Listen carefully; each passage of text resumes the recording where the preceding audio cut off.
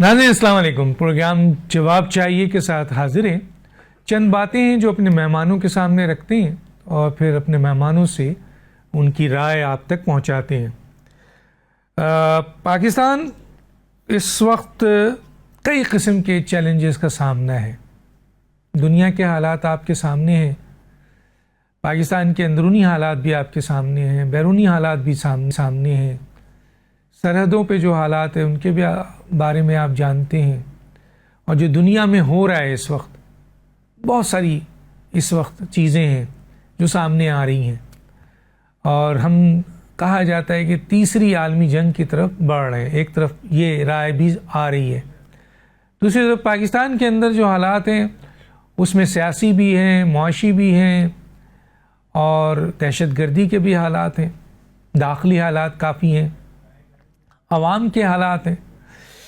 تو داخلی مسائل اور دہشت گردی کے خلاف حکمت عملی کچھ بنی ہے تو ہم ڈسکس کریں گے. اس کو بہت ضروری ہے. اس وقت پاکستان خطے میں موجود بیرونی خطرات کو کم کرنے میں اپنا کردار کیسے ادا کر سکتا ہے، ملک کو سیاسی عدم استحکام اور معاشی بحران سے کیسے نکالا جائے، عوام کو مہنگائی، بے روزگاری، غذائی قلت، غربت، پیٹرول، گیس، بجلی کے ٹیکسوں سے کیسے بچایا جائے جو مسلسل بڑھ رہے ہیں، جس سے ایک عام پاکستانی بہت زیادہ متاثر ہو رہا ہے. کہا جا رہا ہے کہ ملک میں قومی حکومت تشکیل دی جائے، تمام سیاسی جماعتوں کے لوگوں کی ایک حکومت بنے جو فیصلہ کرے، جو پالیسی بنائے، پلاننگ کرے اس موقع پہ پاکستان کی بہتری کے لیے. کیونکہ حکومت کی جو گورننس ہے، انتظامی معاملات ہیں، اس میں کئی سوالات بھی اٹھ رہے ہیں. ملک اب یہ کس حد تک ہونا چاہیے، نہیں ہونا چاہیے، ہمارے مہمان اس پہ بات کریں گے. ملک کی قومی سلامتی کے لیے واضح حکمت عملی بہت ضروری ہے، کیونکہ سب سے پہلے پاکستان. یہ ہے ہمارے آج کے موضوعات. اس پہ ہمارے ساتھ ہیں حفیظ اللہ نیازی صاحب، سینئر صحافی تجزیہ کار. آپ کا بہت شکریہ سر، آپ نے کیا.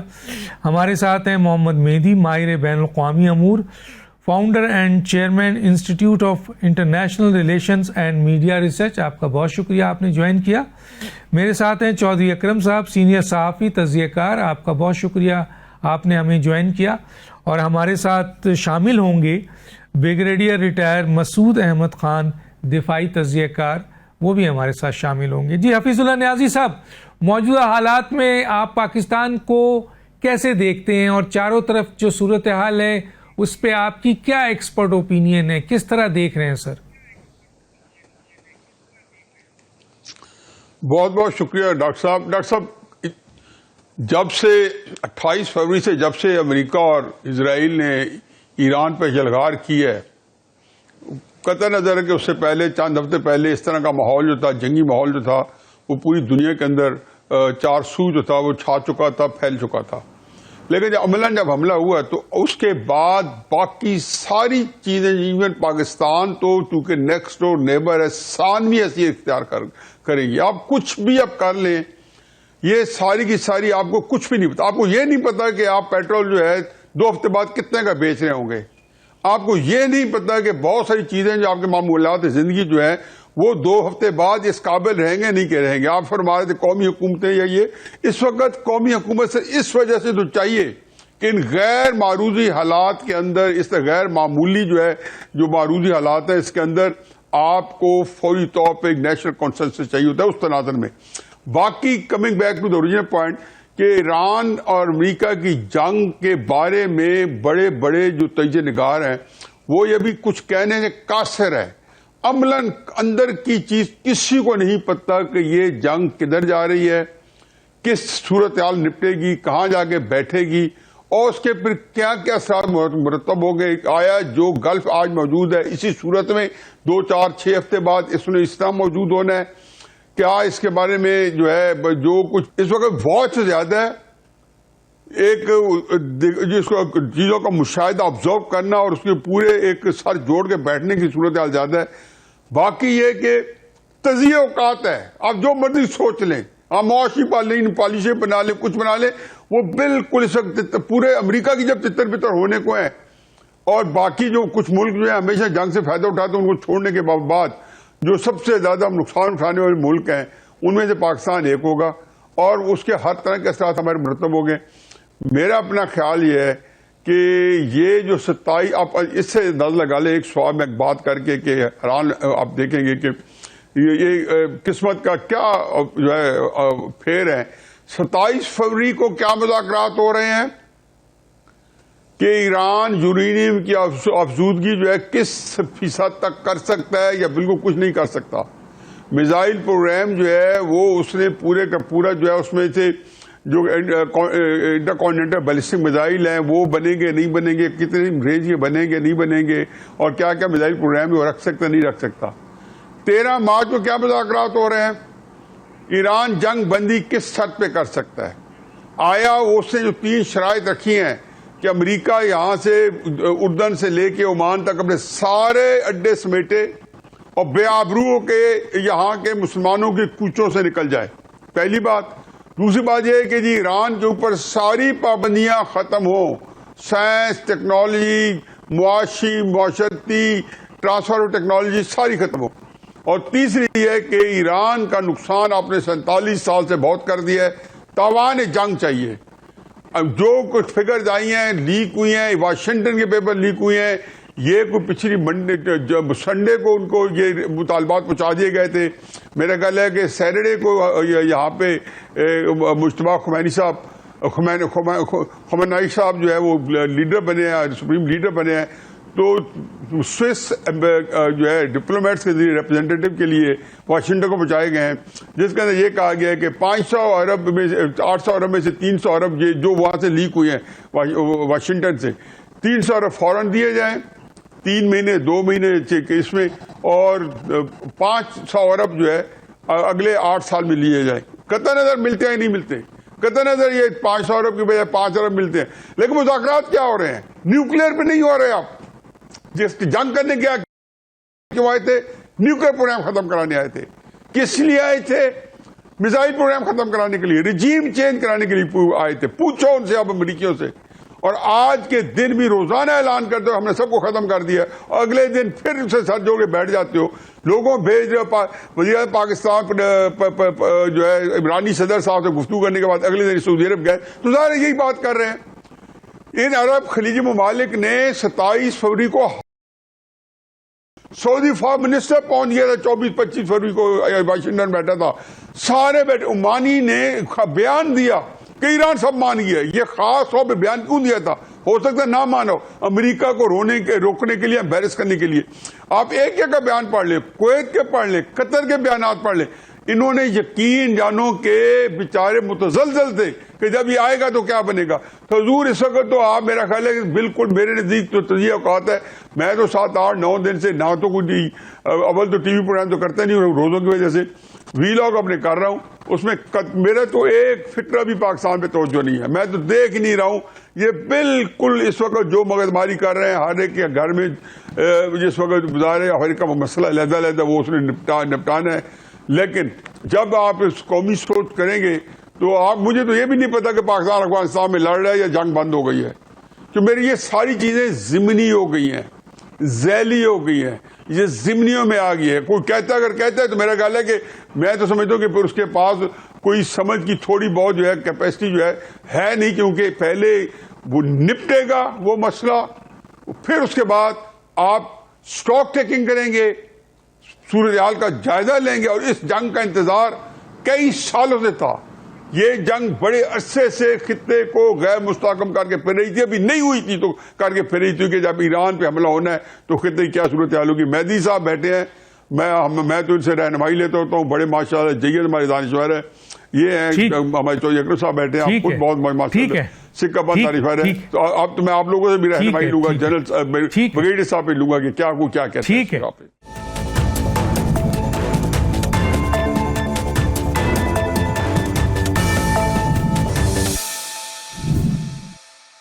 صاحب آپ نے حفیظ اللہ نیازی صاحب کی بات سنی، آپ کس حد تک ان سے متفق ہیں، اور اس وقت کیا صورتحال ہے اور کس طریقے سے آپ دیکھ رہے ہیں آگے کیا صورتحال بنتی جا رہی ہے، اندرونی بھی اور بیرونی بھی؟ جی بسم اللہ الرحمن الرحیم. آپ کا شکریہ. دیکھیں حفیظ اللہ نیازی صاحب نے وہی بات کی ہے جو اس وقت دیوار پہ لکھی باتوں کو ذکر بھی کرے نا تو اس کی کوئی اہمیت نہیں ہے. اس وقت جو کچھ اس خطے کے اندر ہو رہا ہے، جو کچھ ایران نے کیا ہے، جس طرح کی صورتحال ڈیولپ ہو گئی ہے، اس میں اب یہ والی بات کہ پاکستان کے اندرونی معاملات کیا ہیں اور کیونکہ دیکھیں یہ جو اکانومی اور یہ چیزیں ہیں نا، یہ تو تیل کے ساتھ جڑی ہوئی ہیں. اگر تیل کی قیمت مزید بڑھ گئی تو اس اکانومی کی مزید صورتحال خراب ہو جائے گی. تو اس لیے یہ ساری باتیں تو شاید اب اتنی ریلیونٹ نہیں ہے. صحیح کہا انہوں نے. جہاں تک رہا ایران کا معاملہ، ایران والا معاملہ جو ہے وہ ہمارے لیے بہت ہی ریلیونٹ ہے، کیونکہ ہمارے صرف انٹرنیشنل ایشوز کے اوپر ہی ہمارا ایران کا معاملہ نہیں ہے، بلکہ حفیظ اللہ نیازی صاحب کہہ رہے تھے، درست فرما رہے تھے. ہمارے لیے اس وقت امپورٹنٹ بات یہی ہے کہ ایران کی صورتحال یا اس خطے کی صورتحال کیا بنتی ہے، اور اس میں سے پاکستان جو ہے وہ کیسے اپنے کم سے کم نقصان کر کے اس میں سے نکلتا ہے، کیونکہ یہ ہمارا بین الاقوامی مسئلہ بھی ہے اور ہمارے ملک میں خاص طور پہ یہ اندرونی مسئلہ بھی ہے. اور پاکستان جو ہے وہ بنیادی طور پر اسی کوشش کے اندر لگا ہوا ہے کہ اس کے اندر جو ہے وہ پاکستان کا نقصان جو ہے کم سے کم ہو. ابھی ہم نے دیکھا کہ اقوام متحدہ کے اندر جو 2 قراردادیں پیش کی گئی ہیں، ایک روس نے پیش کری جس میں اس نے کہا کہ فوری طور پہ جنگ بندی ہونی چاہیے. اس میں اگر کسی مسلمان ملک نے اس قرارداد کی حمایت میں ووٹ دیا تو وہ صرف پاکستان تھا، اور صرف 3 ہی ملکوں نے اس کی حمایت میں ووٹ دیا. ایک چین تھا، ایک پاکستان تھا اور ایک صومالیہ تھا. اور صومالیہ لینڈ کی وجہ سے ایک اپنا مسئلہ ہے جس کی وجہ سے اس وقت اس نے یہ ووٹ. تو بنیادی طور پہ 2 لوگوں نے. تو پاکستان نے دوسری طرف جو بحرین نے قرارداد پیش کری، پاکستان نے اس کے اندر بھی کہا کہ بالکل یہ جو ہے ایران کو حملہ نہیں کرنا چاہیے خلیجی ممالک پر.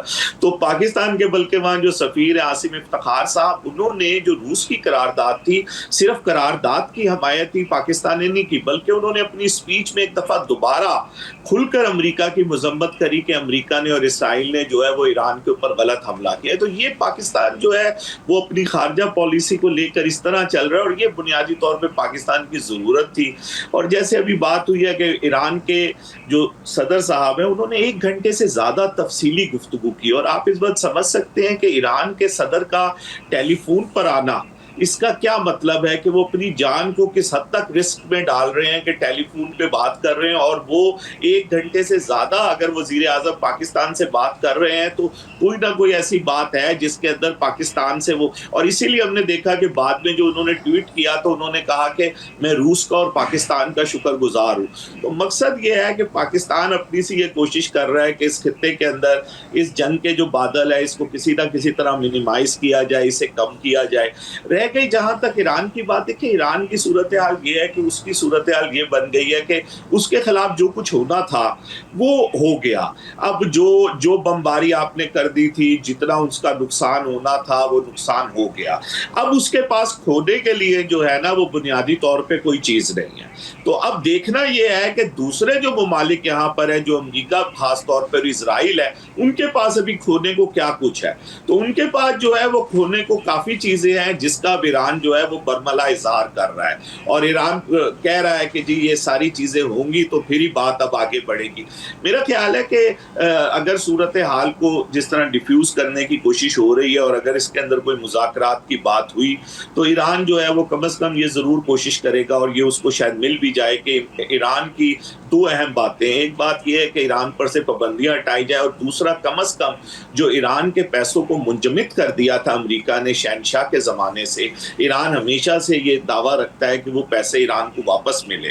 اور اگر ایران کو صرف وہی پیسے واپس مل جائے تو ایران کی جتنی بھی اکانومی کا نقصان ہے، جو بھی صورتحال ہے، وہ بہت بہتر ہو سکتی ہے. تو میرا یہ خیال ہے کہ اس وقت انٹرنل ایشوز کے اوپر کوئی خاص بات چیت کی اہمیت نہیں بچی ہوئی ہے، سوائے اس کے کہ بالکل ٹھیک ہے کہ اگر دہشت گردی ہوتی ہے اور پاکستان کے لوگوں کا نقصان ہوتا ہے تو یہ ایک بہت امپورٹنٹ بات ہے. اور ہم نے دیکھا کہ چند دن پہلے جو ہے مولانا خلیل صاحب کی زیر قیادت جو ہے ایک وفد جو ہے وہ دورے پر گیا ہے کابل، اور اس نے کابل میں جا کر بات کی، اور اب وہ ग्रुप जो है वापस आ गया है और अब वो आकर अपने पाकिस्तान को बताएगा, क्योंकि चीन पिछले कुछ 1-1.5 हफ्ते से ये कोशिश कर रहा था कि किसी तरह मामलात को जो है वो उसकी टेंशन को, उसकी तकलीफ को कम किया जाए। तो उन्हीं की इसरार के ऊपर जो है ये एक वफद तरतीब दिया गया और उसने बातचीत की। अब देखना ये होगा कि ये भी एक इम्पॉर्टेंट मामला है, क्योंकि दहशत गर्दी से जुड़ा हुआ है और दहशत गर्दी की वजह से इकॉनमी भी खराब होती है, और सबसे ज्यादा ये है कि पाकिस्तानियों की जो जानें गई हैं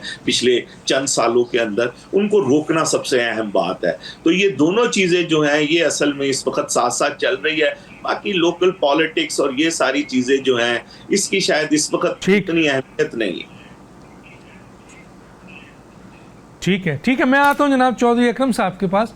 चौधरी अकरम साहब, दोनों मेहमानों की बात आपने सुनी है, कैसे देखते हैं दोनों मामलात को, जो अंदरूनी मामलात है और बैरूनी मामलात है? अस्सलाम वालेकुम डॉक्टर साहब, दोनों ने अपनी अपनी राय दी। मैं नियाज़ी साहब की राय का एहतराम करता हूँ, मेहदी की राय का एहतराम करता हूँ, मगर उसके साथ साथ कोई भी मुल्क जिसके अंदरूनी हालात अच्छे ना हों वो बैरूनी हालात से मुतासर हुए बगैर नहीं रह सकता। और इस वक्त पाकिस्तान अंदरूनी हालात में जिस तरह का शिकार है, महंगाई, गुर्बत और बेरोज़गारी जिस जगह पे है, अगर हम उसको इग्नोर करेंगे और सिर्फ बैरूनी हालात पर तवज्जो देंगे तो मेरा नहीं ख्याल है कि हम एक अच्छा फ़ैसला करेंगे या बेहतर मंजिल का तयन करेंगे। अंदरूनी हालात को बेहतर करना, लोगों की गुर्बत के साथ उनके हालात को इस काबिल ज़रूर बनाना कि वो आने वाली मुश्किल का सामना कर सकें। तो मेरा ये ख्याल है कि इनको इग्नोर करना मुनासिब रवैया नहीं होगा, या ये कहना कि इन पर तवज्जो देने की ज़रूरत नहीं है या इस वक्त ये ज़ेर बहस नहीं आने चाहिए, मैं इससे इत्तफाक नहीं करता। ये बहुत अहम मौजू है हमारे मुल्क के दिफा के लिए। हम इस वक्त अफ़गानिस्तान के साथ जंग की हालत में हैं, हम अपने नेक्स्ट डोर ईरान के साथ इस वक्त एक ऐसी सिचुएशन में हैं कि हमारा सऊदीया के साथ एक पैक्ट है और ईरान के साथ हमारे बरादराना ताल्लुकात हैं, और अंदरूनी तौर पे हम इन दोनों मामलात में शिद्दत के साथ उलझे हुए हैं कि हमने दोनों तरफ से अपने लिए रास्ता बनाना है। ना हम ईरान के बारे में कोई ऐसा रवैया इख्तियार कर सकते हैं, ना हम सऊदीया को नाराज़ कर सकते हैं। तो हम एक खासी मुश्किल सूरत हाल का शिकार तो हैं, लेकिन ये मेरे नज़दीक जो 6 मई से 10 मई के दौरान पाकिस्तान ने भारत के साथ जो जंग का रवैया इख्तियार किया, उसके बाद जो अब ईरान ने खुददारी और खुद मुख्तारी का मुजाहरा किया है और एक नए रास्ते का तयन दिया है कि इंसान को किसी भी हालत में सरेंडर नहीं करना चाहिए। और मैं तो उनकी पूरी क़यादत, जिन्होंने वाक़या करबला को ज़िंदा कर दिया, उनकी शहादत पर उन्हें सबको खराज तहसीन पेश करता हूँ, पूरी ईरानी कौम को, कि उन्होंने मिसाल कायम किया और हमें भी सीखने के लिए सबक दिया है कि हमने हमेशा जिस मुजाहरा अपने अमल में किया है उसके लिए हमें भी रास्ते का तयन करने का सबक दिया है कि इंसान हमेशा खुद मुख्तारी और खुददारी के साथ जिंदा रह सकता है। हम अगर अपनी 78 साल की खारजा पॉलिसी देखते हैं तो उसमें सबसे बड़ी खामी आज तक यही रही है, जो 6 मई को यकीनन हमने उसे ओवरकम किया है, और मेरा ख्याल है हमें उसे कंसिस्टेंट रखना चाहिए, अपने मुल्क के मफादात का ख्याल रखना चाहिए और हमें वही फैसले करने चाहिए जो पाकिस्तान के वक़ार और पाकिस्तान के मफाद के लिए ज़रूरी हैं। लेकिन जो अमेरिका और इसराइल कर रहे हैं, अब भी उन्हें सोचना चाहिए। मैं इसको इग्नोर नहीं कर सकता, हमारे रवैये नहीं हैं, हमारे मिन हैसुल कौम भी वो रवैये नहीं हैं जो हम कौमों के निशानदही के लिए, कौमों की शान के लिए बयान कर सके। हम एक कमज़ोर कौम में तब्दील हो चुके हैं, कौम तो रही नहीं, शायद हजूम में तब्दील हो चुके हैं। हमें इन पर भी गौर करने की ज़रूरत है। इन्हें इग्नोर करना अपने साथ ज़्यादती होगी, मुल्क के साथ ज़्यादती होगी। और मेरी अपने अकाबरीन से ये दरख्वास्त है कि अंदरूनी अमन बैरूनी कामयाबी की अलामत हो सकता है। अंदरूनी अमन व अमान का ना होना, अवाम के मसाइल को हल ना करना और उनसे कहना कि जी हम बैरूनी हालात ठीक कर लेंगे तो अंदरूनी हो जाएंगे, ऐसा नहीं है। हमें दोनों महाजों पर बैक वक्त काम करना है और इस वक्त कौम को इकट्ठा करने पर काम करने के लिए कौन आगे आएगा? कोई है जो आगे आएगा? जी नाज़रीन, हमारी गुफ्तगू जारी है, एक छोटा सा ब्रेक लेंगे, फिर वापस आते हैं।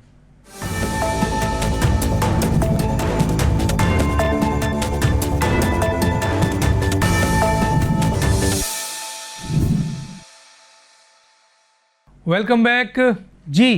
ब्रिगेडियर मसूद अहमद खान साहब ने हमें ज्वाइन कर लिया है। जी ब्रिगेडियर साहब, मेरी आवाज़ आ रही है आपको? जी आ रही है।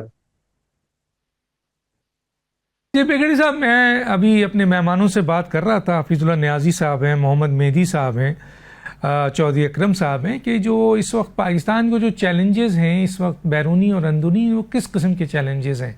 और इस वक्त पाकिस्तान ज़ाहिर है एक एटमी ताकत भी है, एक इस्लामी मुल्क भी है, उसके रवाबित भी हैं। ऐसी सूरत हाल में और फिर जो इस वक्त पाकिस्तान दाखिली मसाइल को भी फेस कर रहा है, मुआशी भी, सियासी अदम इस्तेहकाम, तो इस वक्त कैसे बैरूनी और अंदरूनी चैलेंजेस का किस किस्म के चैलेंजेस हैं और उसका सामना कैसे किया जाए, आप कैसे देखते हैं? जी बहुत शुक्रिया डॉक्टर साहब। देखें, मेरे ख्याल में जो हमें जो मेजर चैलेंजेस हैं वो हमारे, जो आप देख लें, सिक्योरिटी के चैलेंजेस हैं, जो टेररिज्म का थ्रेट है, और स्पेशली जो हम कहते हैं थ्रेट एमिनेटिंग फ्रॉम अफगानिस्तान है, और वो एक बहुत डिटेल में हम बात कर सकते हैं। और दैट इज एस्टेब्लिश है जब से अफगान तालिबान वापस आए हैं, उसके बाद से जो दहशतगर्दी पाकिस्तान में हुई है और उसमें स्पाइक हमने देखी है, और अफगान तालिबान के जो मजमूम मकासद भी हैं और जिस तरीके से वो रजीम वहाँ से कर रहे हैं। और इसके बाद देखें कि 5 साल हुए, और 5 साल में हमने तमाम हर मुमकिन कोशिश की कि उस चीज़ को एड्रेस कर सकें, लेकिन अनफॉर्चुनेटली हमने देखा कि सिंसेरिटी अफगान तालिबान में नहीं थी। दोहा में भी गए हैं, इस्तांबुल भी गए हैं, सऊदीज ने भी कोशिश की, चाइनीज ने भी कोशिश की, रशियंस ने भी कोशिश की, सेंट्रल एशियन रिपब्लिक की तरफ से भी, एससीओ के प्लेटफॉर्म से, मॉस्को फॉर्मेट से भी यूज किया, यूनाइटेड नेशन सिक्योरिटी काउंसिल का प्लेटफॉर्म भी यूज हुआ, लेकिन देवर एडमेंट की पाकिस्तान को ब्लीड कराना है। अब इसके बाद इंडिया की एंट्री हुई, अब इसराइल की भी एंट्री हुई है। तो देयरफॉर वी वर फोर्स की उस फ्रंट के लिए जो हमने ऑपरेशन ज़र्ब लिल हक जो है, गज़ब लिल हक जो है वो चल रहा है और कामयाबी के साथ हुआ, और उसका अल्टीमेट ये है, we will take this operation to a logical conclusion, जो उसके बाद इस पर कोई चीज बातचीत हो सकती है। That is one thing, that is terrorism eminent कर रहा है पाकिस्तान के अंदर। टेररिज्म का जो इंटरनल यहाँ पे जो लोग कुछ मौजूद हैं, जो कुछ अर्सा पहले यहाँ पे आए थे, उनकी प्रेजेंस यहाँ पे है, स्लीपर सेल्स भी मौजूद हैं, और वो एक्टिवली जिस तरीके से हमने पास में देखे वाकयात हुए। लेकिन एक चीज आपने नोट की होगी, जब से ये ऑपरेशन स्टार्ट हुआ है पाकिस्तान में, हमलों में, दहशतगर्द हमलों में, सुसाइड हमलों में, या व्हीकल बोर्न आईईडी हमले जो होते थे, उनमें कमी आई है। क्योंकि आप अक्रॉस द बोर्ड जहाँ से एमिनेट कर रहे थे, एपिक सेंटर जहाँ पे थे, आप उस पर स्ट्राइक्स कर रहे हैं, तो वो उससे हमने चीज देखी है।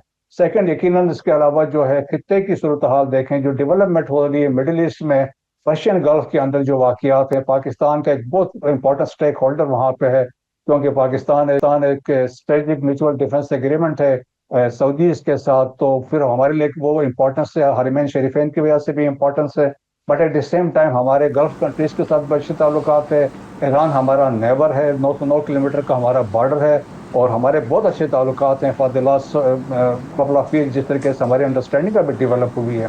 सो पाकिस्तान चाहता है कि गल्फ के अंदर जो वाकयात हो रहे हैं, स्पेशली जो एक आपस में जो हमले हो रहे हैं गल्फ कंट्रीज में, और जो सऊदी अरब पे कुछ हमले हुए हैं पाकिस्तान दरमियान में, एक पेशअप कराने की, बातचीत करवाने की, बिहाइंड द बैक डोर जो एक चैनल है, और पाकिस्तान की वो कोशिश है कि यह एक इस खित्ते में इस्तेहकाम हो, मुस्तहकम हो, अमन हो। एक्स वाई फील्ड मार्शल अभी 2 दिन पहले फील्ड मार्शल गए हुए थे वहाँ पे डिफेंस मिनिस्टर से मुलाकात की, कल प्राइम मिनिस्टर गए, फील्ड मार्शल गए हैं, सऊदी अरब में मुलाकातें हुई। फिर हमने देखा कि एक स्टेटमेंट मसूद पज़ेश्कियान की तरफ से आई, फिर उनकी एक ट्वीट हमने देखी, प्रेजिडेंट पाकिस्तान एंड रशिया।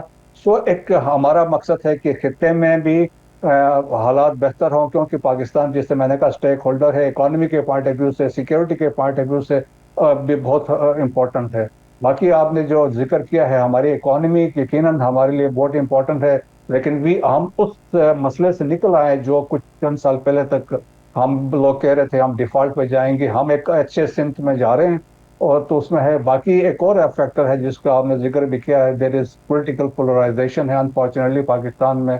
यकीनन हम चाहेंगे कि इस खित्ते के अंदर जो सूरत हाल है, जो सिक्योरिटी सिचुएशन है, और पाकिस्तान जिस तरह खतरों के सामने खड़ा है, उसमें पाकिस्तान में हम इस पोलराइजेशन से निकलें, और पॉलिटिशियन जितने हैं वो स्पेशली जब इन हालात में हमारे ख्याल में पाकिस्तान की बात करें, पाकिस्तान को सोचना चाहिए हम सबको मिलकर, यकीनन है اور لیکن ہم نے دیکھا ہے کہ پیچھے مارکے حق کے درمیان اور یا بنیاد مخصوص میں انٹائر قوم اور پولیٹیکل پارٹی جو تھی افواج پاکستان کے ساتھ کھڑی تھی، تو میرے خیال میں قوم کی مدد جب تک شامل نہیں ہوگی، وہ دیکھیں کہ قومیں فوج تب لڑ سکتی جب قوم افواج کے ساتھ ہو، اور جو ہم نے دیکھا ہے جو پچھلے مارکے حق میں ہوا ہے. لیکن ہمیں really important, most important is that is the terrorism which is emanating from Afghanistan.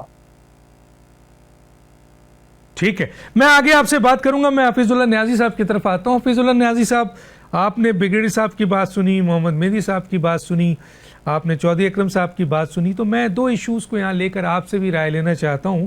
اور بریگیڈیئر صاحب نے جس طریقے سے بات کی کہ جناب ایران بھی ہے، خلیج ممالک بھی ہے، سعودی عرب بھی ہے، پیکڈ بھی ہے، پڑوسی بھی ہے، اتنا لمبا بارڈرز بھی ہے، تو اس کو کیسے بیلنس کیا جائے پاکستان کے لیے؟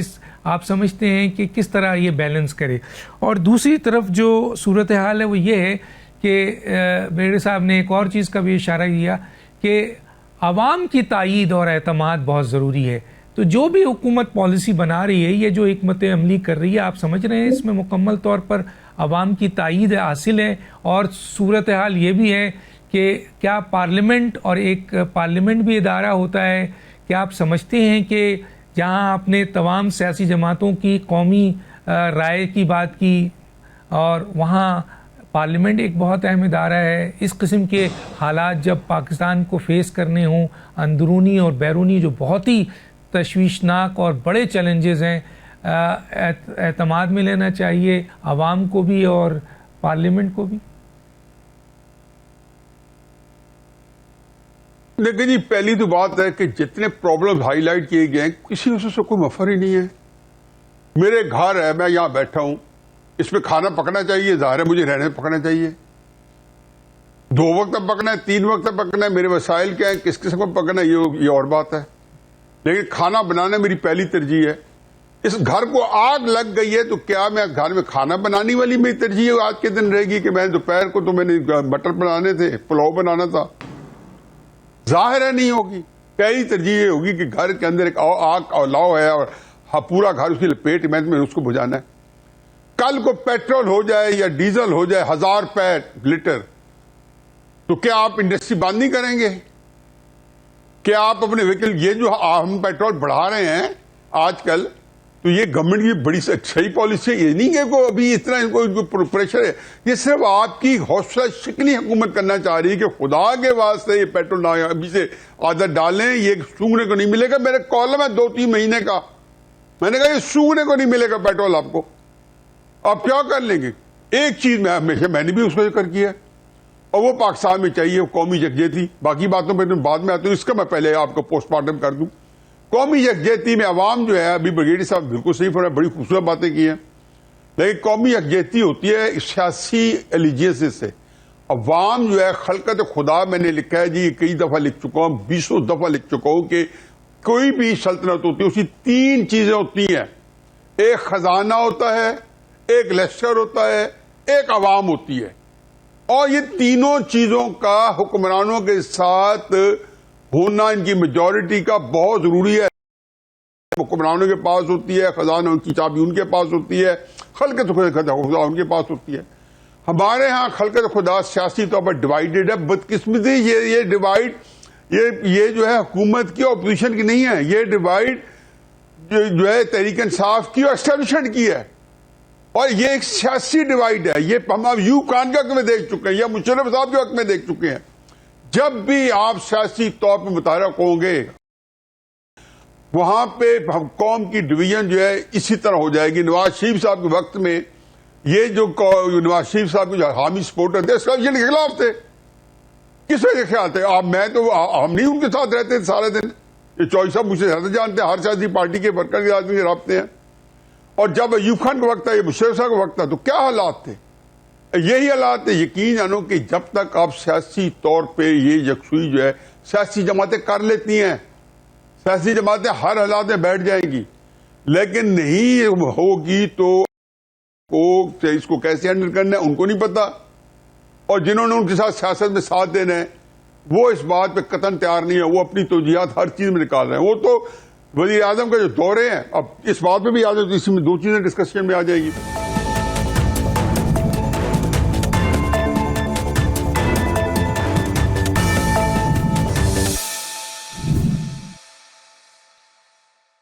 میں یہ اندازے کر رہا ہوں اور اسے کر رہا ہوں کہ میں اس کے اندر ڈوبا ہوں. میں نے پہلے کہا میری دلچسپی 10 دن کے بعد نہیں ہے.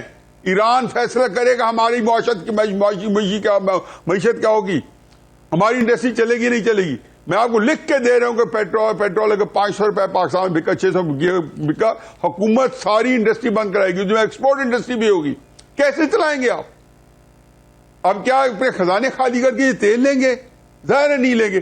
ایران نے طے کیا کہ اگر اس کو نہیں کرتے, اس کے ہاتھ میں اب اسٹیئرنگ آ گیا ہے. مہدی صاحب بتائیں گے, میں پہلے بتایا کہ میں ان سے آپ بہت کچھ پوچھیں, یہ بہت ان کی بڑی گہری نظر ہے بین الاقوامی امور کے اوپر, کہ اس وقت اسٹیئرنگ ایران کے ہاتھ میں آ گیا. میں نے کہا اس سے آپ کو نہیں بتایا کہ 27 فروری کو کیا مذاکرات ہو رہے تھے کہ یہ یورینیم کی افزودگی ختم کریں, میزائل پروگرام ختم کریں, انٹر کانٹیننٹل بیلسٹک میزائل ختم کریں.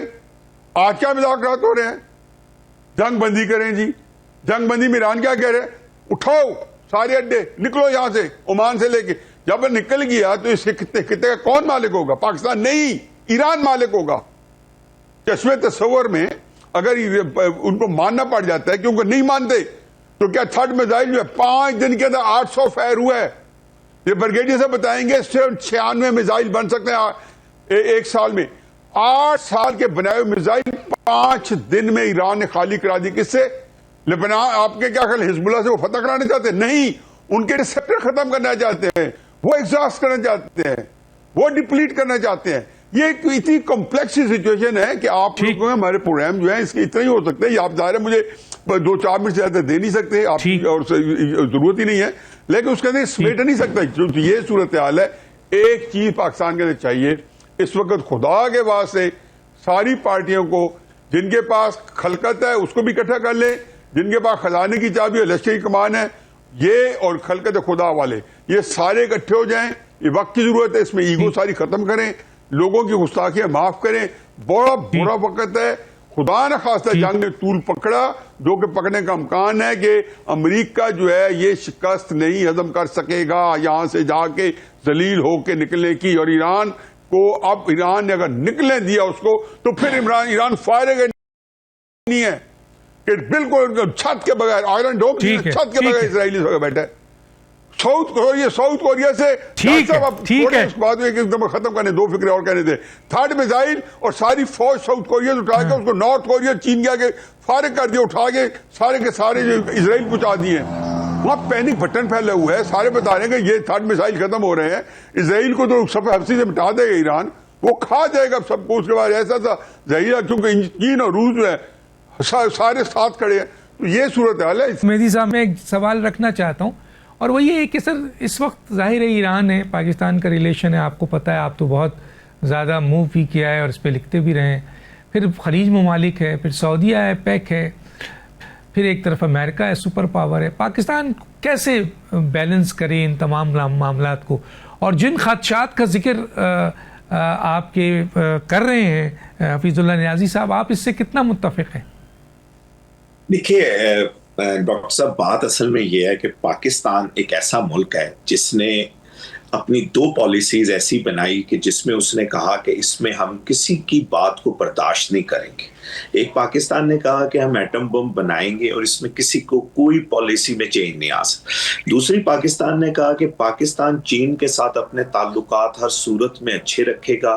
آج والے دن تک حکومتیں بدلتی چلی گئیں, ان 2 پالیسیز میں کوئی فرق نہیں ہے. اسی طرح 79 کے بعد جب ایران کے اندر انقلابی حکومت آ گئی اور انقلابی حکومت کے بعد فوری طور پہ GCC بن گئی, اس کے رد کے طور پر پاکستان نے اس وقت بھی بیلنس رکھا. بڑا مشہور بات ہے کہ سینئر بش نائب صدر کی حیثیت سے پاکستان تشریف لائے 1984 میں, اور انہوں نے جنرل ضیاء الحق صاحب سے کہا کہ ہمیں آپ کی مدد چاہیے ایران کے خلاف. آیا کہ جنرل ضیاء الحق صاحب کے سیاسی نظریات سے, باقی چیزوں سے, سب چیزوں سے لوگوں کو اختلاف ہے, لیکن انہوں نے کہا کہ نہیں, ایسا نہیں ہو سکتا اور ہم ایران کی وار کے اندر ایران کے خلاف نہیں جائیں گے.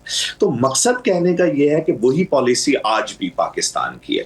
پاکستان کی پالیسی یہ ہے کہ وہ لڑائی کے اندر کسی صورت میں نہیں جائے گا, پاکستان کی سرحد سے کسی بھی ملک کے اوپر کوئی حملہ نہیں ہوگا, پاکستان پوری کوشش کرے گا کہ معاملات کسی طرح بہتر ہوں، خاص طور پہ خلیجی ممالک اور ایران کے درمیان. اور یہ جو ایک لڑائی کے بادل ہیں، اس کو جتنا بھی گھٹ کیا جا سکتا ہے، کم کیا جا سکتا ہے، وہ پاکستان اس کام پہ لگا ہوا ہے، اور پاکستان کسی نہ کسی حد تک اس کام کے اندر کامیاب بھی ہوا ہے. جواب دینے کی بات کی، لیکن اس کے بعد جو ہی پاکستانی ملے اور آرمی چیف ملے اور اب پھر وزیر اعظم صاحب بھی چلے گئے، تو اس کے بعد جو ہے ان کی ٹون میں جو ہے ایک فرق آیا، اور ان کی ٹون جو تھی وہ بدلنا شروع ہوئی. تو پاکستان کا یہی پرائرٹی ہے کہ پاکستان کسی طرح خطے میں اس لڑائی کو نہ بڑھنے دے، آپسی لڑائی کے اندر کم سے کم کوشش کرے کہ دونوں کے اندر غلط فہمیاں پیدا ہو. جہاں تک معاملات ہے، دیکھیں میں نے یہ ہرگز نہیں کہا کہ اندرونی حالات جو ہیں اس کو بہتر نہیں کرنا چاہیے، لیکن میرا یہ خیال ہے کہ جو ٹیررزم ہے نا، جو افغانستان کا معاملہ ہے، وہ بڑا امپورٹنٹ ہے، اور وہ جڑا ہوا ہے ہماری معیشت کے ساتھ بھی اور باقی چیزوں کے ساتھ بھی. اور ایران کی جنگ نے مسئلہ یہ پیدا کر دیا ہے کہ ہم دنیا کے ان ممالک میں شامل ہیں جس نے تیل خریدنا ہوتا ہے. دو ہی چیزیں ہم بڑی خریدتے ہیں، ایک ہم یہ والا تیل خریدتے ہیں، کھانے پکانے کا تیل خریدتے ہیں. یہ والا جو تیل ہے یہ آنا ہوتا ہے ایران کے اس رستے سے جو ہمیں شارٹس پڑتا ہے، اور اگر اس رستے سے یہ تیل آنے کا کچھ عرصہ اس کے اندر ایک تعطل پیدا ہو گیا تو پاکستان میں ہر صورت میں تیل کی قیمتیں بڑھے گی. ادھر پوری دنیا میں بڑھ رہی ہیں، لیکن پاکستان میں کیونکہ آلریڈی حالات خراب ہیں، اور دنیا کا کوئی ملک، دیکھیں ابھی کچھ دیر پہلے فرانسیسی یہ بتا رہے تھے کہ ان کے ملک میں 2 یورو کا 1 لیٹر پیٹرول ہو گیا ہے، اور کہا یہ جا رہا ہے کہ یہ 4 یورو تک چلا گیا، اور اگر یہ 4 یورو تک چلا گیا تو اچھا صرف آخری بات میں کر دوں، آج جو تھا نا وہ ایران کے سفیر نے اسلام آباد میں ایک بیٹھک رکھی ہوئی تھی جس میں مجھے بھی بلایا ہوا تھا، اور وہاں پر انہوں نے جو بھی اس وقت کے حالات ہیں، جو ان کی معلومات ہے، اس کے مطابق بتانا تھا. میں تو لاہور سے اسلام آباد نہیں جا سکا ہوں. امید یہ کی جا رہی ہے کہ وہ وہاں پر اس گفتگو میں یہ ضرور بتائیں گے کہ پاکستان نے اس ساری صورتحال کے اندر کیا رول پلے کیا، اور میرا خیال ہے کہ ان کی طرف سے آئے گا کہ پاکستان نے پازیٹیو ہے وہ پاکستان کا ٹھیک ہے. ٹائم کم ہے میرے پاس، مہمان 2 ابھی اور ہیں. جی جناب چودھری اکرم صاحب، میں آپ کی طرف آؤں گا، آپ کے پاس بھی 3 منٹ ہے، اس میں سمیٹ لیجئے گا. آپ نے کئی مہمانوں کی گفتگو سنی، لیکن میرا یہاں پہ ایک سوال ہے. ظاہر ہے عوام کا اعتماد پارلیمنٹ کی رائے اور حکومت کا جو اسٹیپ ہے عوام کے حوالے سے بھی اور جو دوست ممالک کے حوالے سے بھی، آپ اس کو کیسے دیکھتے ہیں، کیسے بیلنس کیا جائے؟ دیکھیں ڈاکٹر صاحب، حکومت تو بیلنس کرنے کی کوشش کر ہی رہی ہے. جہاں تک خارجہ پالیسی کے محاذ پر ہمارا کام ہو رہا ہے، اس پہ تو میں سمجھتا ہوں کہ شاید پاکستان اس وقت دنیا کا واحد ملک ہے جو بہت مشکل صورتحال کے باوجود اس وقت تک بہت بیلنسڈ فارن پالیسی کے ساتھ آگے بڑھ رہا ہے. اور اس میں کوئی دو رائے نہیں ہے کہ ہمارے گرد مسلم ممالک ہیں، اور ایران مسلم ملک ہے، سعودیہ کے ساتھ ہمارے گہرے روابط ہیں، خلیجی ممالک کے ساتھ ہمارے تعلقات بالکل مختلف ہیں، باقی دنیا کے مقابلے میں ہمارے بہت سے مفادات مشترکہ ہیں. ہم خاصی مشکل صورتحال میں ہیں، اور اس مشکل ترین صورتحال میں حکومت وقت اور فیصلہ ساز قوتیں جو ہیں مناسب فیصلے کرنے کی کوشش کر رہی ہیں، اور ان کے لیے یہی بہترین وقت ہے. مگر میرا کنسرن وہاں پر کھڑا ہے کہ خارجہ پالیسی تو ہمیشہ جاری رہتی ہے، یہ ہمارے ساتھ ارد گرد کے حالات ہمیشہ سے ایسے ہی ہیں، ہم ہمیشہ سے مشکل میں ہیں. ہمارے افغانستان کے ساتھ گزشتہ اگر آپ ضیاء الحق کے دور سے آج تک دیکھیں تو 3 ادوار ایسے گزرے ہیں. ایک بار آپ USSR کے ساتھ لڑ رہے تھے، دوسری بار آپ امریکہ کے لیے لڑ رہے تھے، اور آج آپ افغانستان کے ساتھ اپنے لیے لڑ رہے ہیں. وجوہات کب کیا اور آج کیا ہیں یہ ایک الگ بحث ہے، لیکن ہم مشکل صورتحال میں رہے ہیں. اور ایران کے ساتھ ہمارے تعلقات ہمیشہ برادرانہ رہے ہیں، لیکن ایران نے اپنے تعلقات دنیا کے ساتھ خاصے مشکل رکھے ہیں. خلیجی ممالک کے ساتھ بھی اس کے تعلقات مشکل رہے ہیں، سعودیہ کے ساتھ بھی مشکل رہے ہیں. تو اس میں ہمیں بیلنس کرنا خاصا مشکل صورتحال ہے ہمارے لیے، لیکن ہم ابھی تک کامیاب ہیں، اور میری دعا ہے، کوشش ہے اس ملک کے لوگوں کی کہ کامیابی سے آگے بڑھیں ہم. ٹائم بالکل ختم ہو گیا ہے، ورنہ مزید آپ سے رائے لیتے کسی اور اسٹیج پہ انشاءاللہ بات کریں گے. چاروں مہمانوں کا شکریہ. ڈاکٹر دانش کو اجازت دیجیے. اللہ حافظ.